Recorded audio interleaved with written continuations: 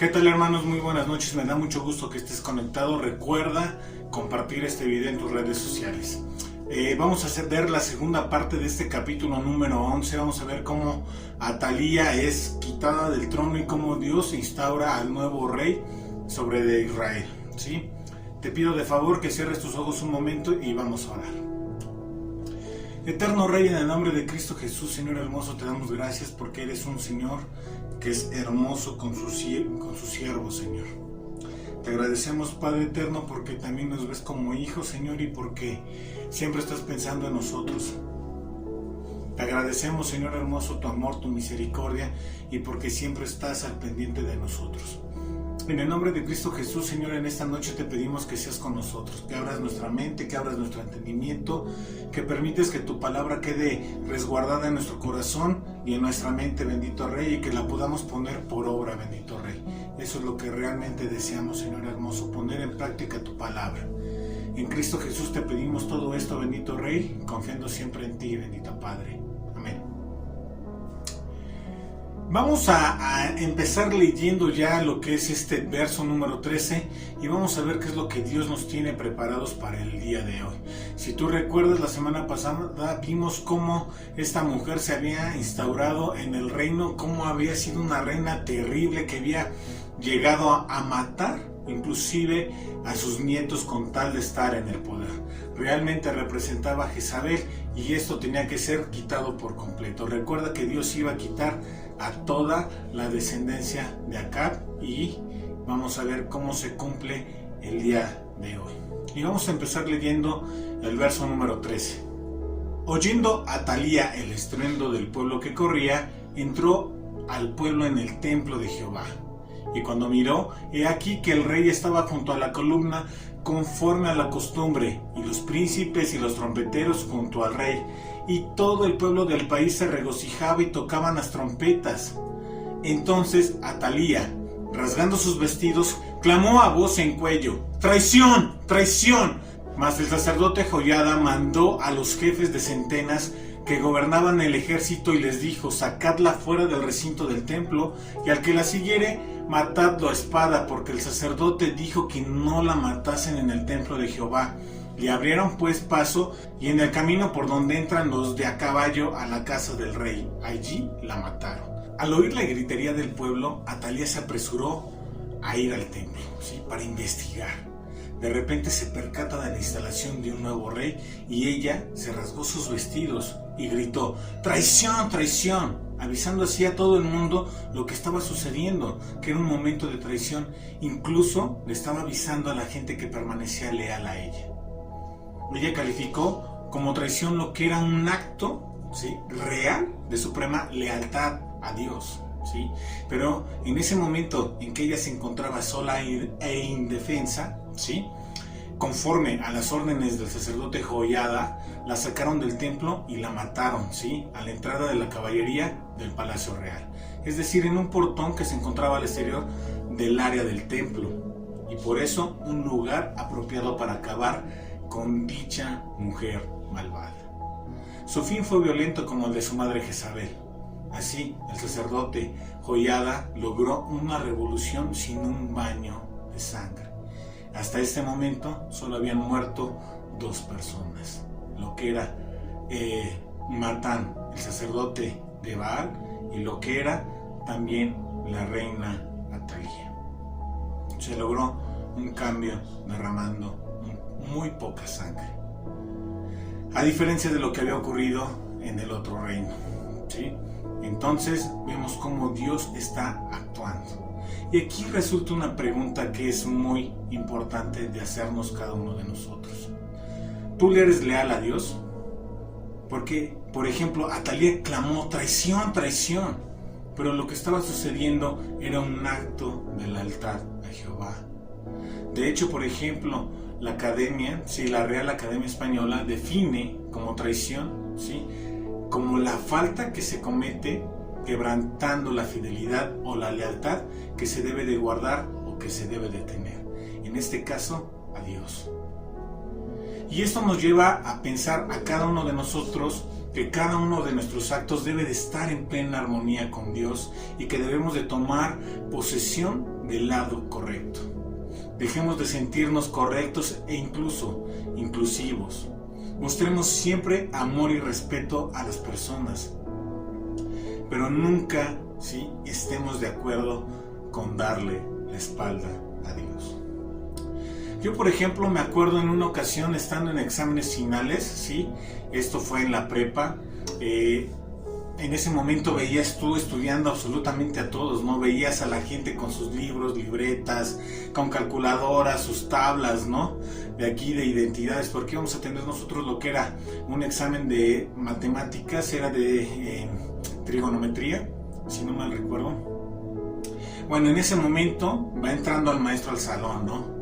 Este maestro, por cierto, le decían el Toro, era un maestro que era chaparrito, pero era súper enojón, ¿sí? Pero realmente era un muy buen maestro y daba las clases muy bien, ¿sí? Pero eso sí, sus exámenes eran súper difíciles. Por ello es que todos estaban estudiando. Entonces este maestro entra rápido al salón, empieza a borrar el pizarrón y nos dice: del 26 al 51 salgan del salón. Los demás tomen una banca, una sí, una no. Los quiero bien separados. Los demás váyanse a la cafetería, al baño o a donde se les dé la gana, ¿sí? Pero regresan en 1 hora para su examen, ¿sí? Entonces en ese momento el maestro saca los exámenes y va fila por fila, ¿no? Y los va entregando, ¿no? Y les dice: toma uno y pasa el resto, ¿no? Y yo como que me quedé un poco en la puerta para ver si veía algo en el pizarrón, ¿no? Mi lógica fue, pues si puso algo, si llegó, a borrar el pizarrón, de seguro va a poner algo ahí y esto me puede servir para el examen, ¿no? Entonces el maestro de repente regresa y me dice: Zúñiga, ya váyase o tome un lugar, ¿no? Así de drástico el maestro, ¿no? Yo lo que hice fue darme la vuelta, ¿no? Y el maestro ya cerró la puerta, ¿no? Después de que ya había pasado la hora, regresé y todos mis amigos tenían cara como de que voy a tronar, ¿no? Y pues ya te van diciendo más o menos lo que viene en el examen, ¿no? De entrada este maestro tenía 6 tipos de exámenes, 3 para cada clase o para cada grupo, ¿no? Y pues los iba repartiendo, entonces como que no había mucha chance de que te fueran a pasar los tips, a menos que te englobaran más o menos de qué venía el ejercicio, ¿no? Y en ese momento pues yo estaba buscando mi calculadora y no la encontré por ningún lado, ¿no? Y entonces le digo a uno de mis amigos, ¿no? Que si me podía prestar su calculadora, y me dice: sí. Me la prestan, la voy abriendo para ponerle la tapa en la parte de atrás. Es de esas Casio, de las científicas de toda la vida, ¿no? Que te sirven para hacer operaciones de este tipo, ¿no? Trigonométricas. Y pues yo al abrirla veo que trae una estampa, ¿no? De un santo, ¿no? Y agarro y le digo a mi amigo: pues ¿no? Me dice: no, esa, llévatela también, ya te dije que el examen está súper perro, ¿no? Está súper difícil, ¿no? Entonces agarré y le dije: oye, hermano, muchísimas gracias, pero pues tú sabes que soy cristiano, ¿no? Si realmente quieres hacer algo por mí, pues ponte a orar a Dios, ¿no? Y me dice: no, pues yo también soy cristiano. Le digo: bueno, entonces ponte a orar a Dios. Y es que los católicos también son cristianos, ¿sí? Y esto es porque también creen en Cristo, ¿no?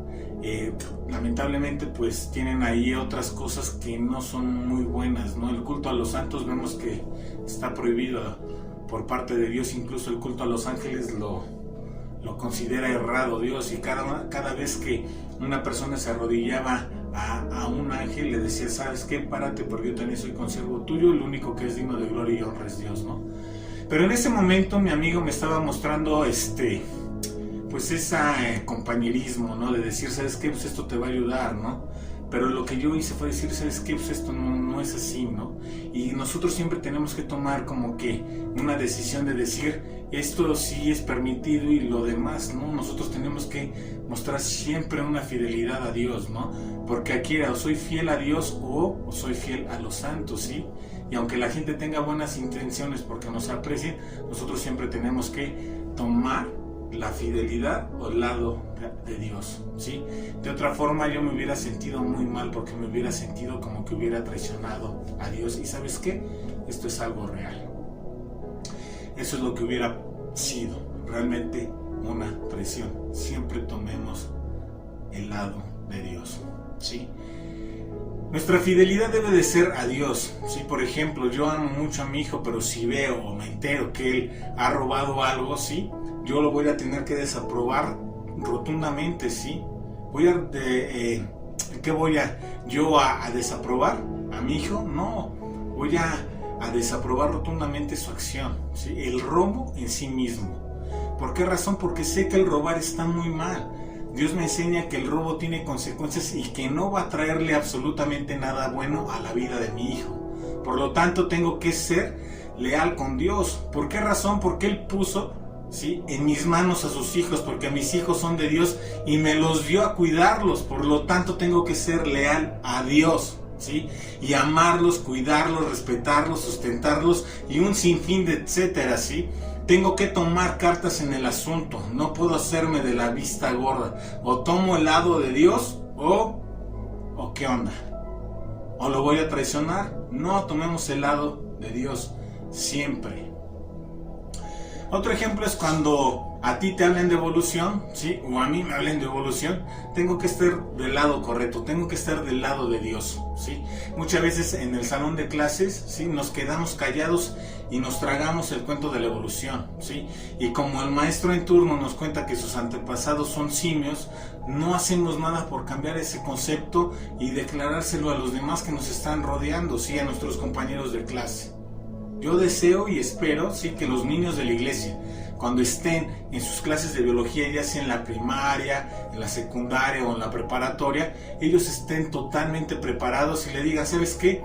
¿De qué está hablando, maestro? Si Gregorio Mendel, el padre de la genética, ha refutado ese cuento una y otra vez, ¿sí? Y por ejemplo, ahora el padre de la genética moderna y encargado del proyecto del genoma humano confiesa que el descubrimiento del genoma humano le permitió vislumbrar el trabajo de Dios, ¿sí? Y eso reivindica las bases racionales para un creador y que los descubrimientos científicos llevan al hombre más cerca de Dios. Tenemos que estar del lado correcto. Atalía fue la mayor traidora y sin embargo fue la primera en clamar a gran voz: ¡traición, traición! Los más culpables son habitualmente los más dispuestos a reprochar a los demás. Nunca hagamos a los demás lo que no estemos nosotros dispuestos a tolerar. ¿No te gusta que te traicionen? No traiciones, cumple tu palabra y muéstrate leal y fiel siempre. El verso 17 nos dice: entonces Joiada hizo pacto entre Jehová y el rey y el pueblo, que serían pueblo de Jehová, y asimismo entre el rey y el pueblo. Y todo el pueblo de la tierra entró en el templo de Baal y lo derrumbaron. Asimismo despedazaron enteramente sus altares y sus imágenes. Y mataron a Matán, sacerdote de Baal, delante de los altares, y el sacerdote puso guarnición sobre la casa de Jehová. Después tomó a los jefes de centenas, los capitanes, la guardia y todo el pueblo de la tierra, y llevaron al rey desde la casa de Jehová, y vinieron por el camino de la puerta de la guardia a la casa del rey, y se sentó el rey en el trono de los reyes. Y todo el pueblo de la tierra se regocijó, y la ciudad estuvo en reposo, habiendo sido Atalía muerta a espada junto a la casa del rey. Era Joás de 7 años cuando comenzó a reinar. Conforme a los deseos del sacerdote Joiada, ¿sí?, tanto el rey como el pueblo renovaron pacto con Jehová, mediante una ceremonia, ¿sí?, que sin duda incluía una clara promesa de lealtad a él. Enseguida eliminaron todos los objetos usados para la adoración pública de Baal. Lo hicieron conforme a los 3 primeros mandamientos, con el fin de extirpar la religión de Baal en base a su promesa. Destrozaron sus altares, su templo, sus ídolos y a su sacerdote. Únicamente aquí se menciona un templo de Baal en Jerusalén. Posiblemente fue construido por la reina Atalía. Luego el nuevo rey, la guardia, la escolta y la gente entraron al palacio real, y cuando Joás se sentó en su trono, el pueblo se emocionó con gran alegría, de manera que se formalizó este tercer pacto, uno entre el rey y el pueblo. Es muy notable que existiera una unidad esencial entre los 3 sectores de la ciudad judaica: el rey, el sacerdocio y la población, en la restauración de la dinastía del rey David, ¿sí?, bajo la tutela de Jehová. Por fin terminó el breve y desafortunado e incluso irregular interludio en la progresión de dicha dinastía.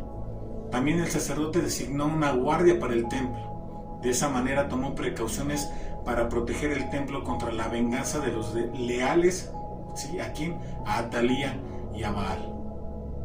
Posiblemente la misma se transformó en una guardia ya de manera permanente. Y aquí vemos algunos puntos muy importantes. De entrada vemos un término que es muy importante y este es pacto. También la Real Academia Española define como pacto acordar algo entre dos o más personas o entidades, obligándose mutuamente a su cumplimiento. Nosotros también hicimos un pacto con Dios cuando le aceptamos como Señor y Salvador. Nosotros hicimos el pacto de que Él iba a ser ¿qué? Nuestro Señor. Y esto en unas ocasiones se nos olvida como que un poco, ¿no? En lugar de tener a Dios como nuestro Señor, muchas veces le tenemos más como que esa condición de padre, ¿no? O de amigo, ¿sí? Pero tenemos que recordar que Él es nuestro Señor y tenemos que cumplir nuestra parte de ese pacto. Él es nuestro Señor, nosotros somos sus siervos y un siervo sirve, así que pongámoslo en práctica. También es nuestro Salvador. De hecho, Él, por ejemplo, dice que hizo un nuevo pacto para nosotros, ¿sí? Y esto es que su sangre ha sido derramada para que tú y yo fuésemos salvos a través del derramamiento de la sangre de Cristo Jesús. Y en ese pacto que nosotros recordamos con lo que denominamos nosotros la Santa Cena, ¿sí? Estamos haciendo recordatorio de cómo Él murió en la cruz por cada uno de nosotros, pero también recordamos cómo Él va a regresar en un futuro. ¿Para qué? Para que nosotros podamos estar en su presencia. Y en ello está nuestra esperanza. Y este pacto que nosotros hicimos con Dios nos lleva a mostrarnos íntegros a nuestra palabra, a ser obedientes a lo que Él nos pide. Y tú podrás decir, pero es que no sé qué nos pide. ¿Y sabes qué? No te preocupes, en la Biblia viene todo lo que Dios espera de cada uno de nosotros, ¿sí?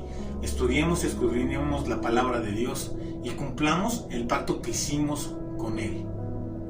Pero este no es el único pacto que el pueblo hizo, ¿sí? Sino que también hizo pacto con ¿quién? Con el rey. Y este es un pacto entre hombres, es decir, si eres casado, ¿sí? Tú hiciste un pacto con tu cónyuge y debes cumplir lo que prometiste y decir, me la voy a rifar, ¿sí?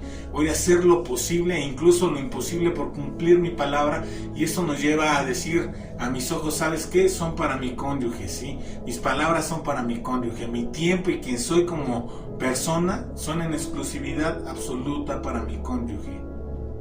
Así que manos a la obra, hermanos, y caminemos, ¿sí? Seriecitos, ¿sí? Fielmente, ¿sí? Es importante nosotros mostrar esta fidelidad, y cuando perdemos esta, luego es muy difícil que nosotros podamos recuperar la confianza de la otra persona. Así que no defraudemos y no hagamos nada de lo que después nos podamos arrepentir, ¿sí? Por todas las consecuencias que nos pueda esto ocasionar. Así que seamos sabios, rectos, íntegros, fieles con Dios y con nuestro cónyuge. Echémosle muchas ganas, hermanos. Pero también nosotros debemos de aprender a serle fiel, por ejemplo, también con nuestros hijos. Si prometemos algo, cumplámoslo. Si decimos, ¿sabes qué? Voy a estar ahí en el festival, ¿sí? Llega. Si le prometes un helado, cómpraselo. Si le prometiste jugar todos los días después del trabajo, cúmplelo. No importa que juegues aunque sea 15 minutos, ¿sí?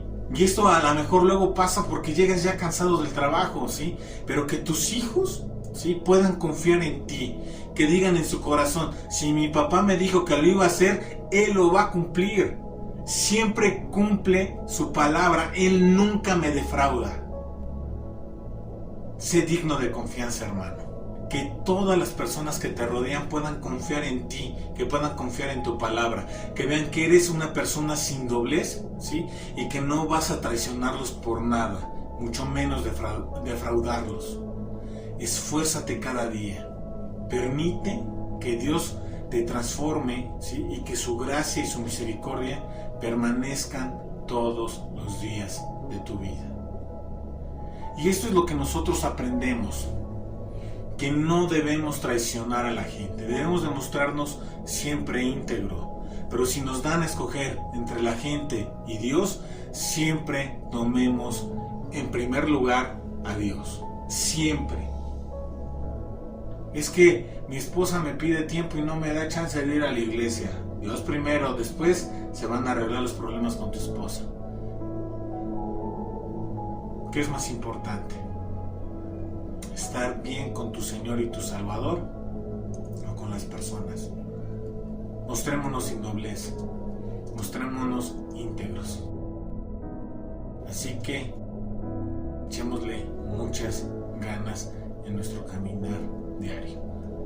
Cumplamos nuestros pactos que hacemos también, tanto con Dios como con los hombres, y mostrémonos siempre fieles a ellos. Así que, hermano, íntegro, sin doblez, y adelante, sigamos caminando. Eterno Rey, en el nombre de Cristo Jesús te bendecimos y te damos gracias por este tiempo. Te pedimos en el nombre de tu Hijo amado que seas con nosotros en esta semana, Señor. Bendícenos, Señor hermoso, con todo lo que necesitamos y multiplica el alimento en nuestros hogares, Señor. Que nuestra dependencia y sustento siempre puedan estar en ti, bendito Rey. En Cristo Jesús te pedimos todo esto. Amén. Recuerda, hermano, que el día de mañana tenemos lo que son las bendiciones del cristiano a las 8 de la noche. El pastor te está esperando ahí para que puedas ser bendecido en tu vida y puedas aprender todas estas herramientas que Dios pone a tu alcance para que tú puedas ser bendecido en tu caminar diario. Los días viernes tenemos lo que es a prueba de fuego, el desafío del amor. Tómate ese tiempo con tu cónyuge y permite, ¿sí?, que Dios transforme tu matrimonio y vayas de menos a más, porque eso es lo único que vamos a poder lograr, ¿sí?, si nosotros nos tomamos de la mano junto con Dios. Así que caminemos en Dios. Los días sábados a mediodía tenemos Familia Kids. Conecta a los más pequeños. Créeme que todos los maestros se esfuerzan bastante. ¿Para qué? Para que tus hijos puedan aprender de Dios de una manera correcta. Así que conéctalos. Por la noche tenemos las cualidades del cristiano que nos muestran el ADN del cristiano, cómo se comporta un cristiano, qué valores muestra en su vida para este mundo en el que vivimos. Y el domingo estamos estudiando el libro de Lucas, estamos viendo la extraordinaria vida y obra de nuestro Señor Jesucristo. Así que conéctate, mantente en sintonía, mantente en familia. Que Dios te bendiga, hermano.